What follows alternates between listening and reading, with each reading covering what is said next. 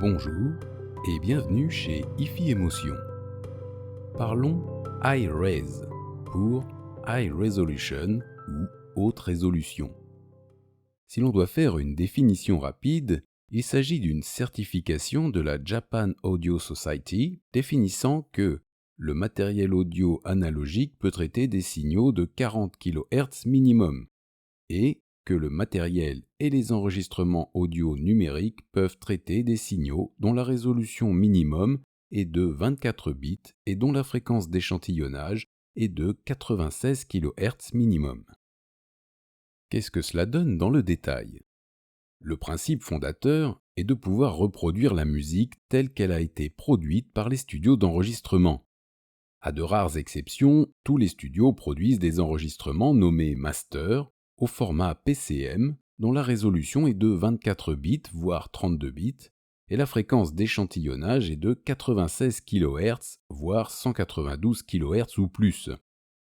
Pour les CD, l'enregistrement est compressé pour tenir sur le disque à 16 bits et 44,1 kHz. Le DVD pouvant contenir davantage de données est compressé en 16 bits et 48 kHz. Le Blu-ray, pouvant accueillir plusieurs gigaoctets de données, permet d'éviter la compression du signal audio PCM et de conserver l'intégralité des informations du master de studio en 24 bits et 96 kHz, c'est la High Res. La musique peut être dématérialisée sous forme de fichiers informatiques. Des codecs, comme le FLAC, compressent les données pour le stockage et les décompressent sans perte lors de la lecture. La High Res permet donc d'accéder à la qualité sonore du master de studio à condition de disposer de l'enregistrement, disque, fichier ou streaming, et du matériel permettant sa restitution.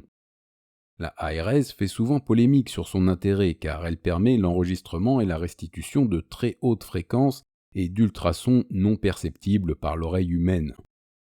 Il est vrai qu'une fréquence d'échantillonnage de 96 kHz autorise des fréquences audio de 48 kHz par canal en stéréo et que l'audition humaine se limite à 20 kHz. Toutefois, le corps humain ne perçoit pas le son que par ses oreilles. Les yeux et certains os sont sensibles aux ultrasons. Il en va d'ailleurs de même avec les infrasons. Le squelette et la cage thoracique sont sensibles à des fréquences inférieures à 20 Hz. Sinon, à quoi servirait le tube de 16 Hz des grandes orgues si ce n'est pour faire vibrer les auditeurs ?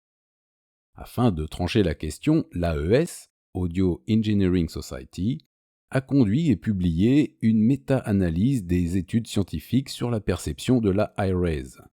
Elle met en évidence que les auditeurs ne perçoivent pas les fréquences supérieures à 20 kHz quand elles sont les seules diffusées. Mais ces mêmes auditeurs perçoivent leur absence quand ils comparent à l'aveugle un même titre au format CD et au format High Res. De plus, il est précisé qu'il s'agit de sujets non entraînés. Un sujet entraîné est souvent un mélomane audiophile.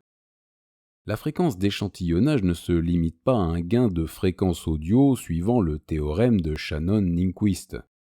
C'est avant tout le nombre d'échantillons mesurés du son par seconde.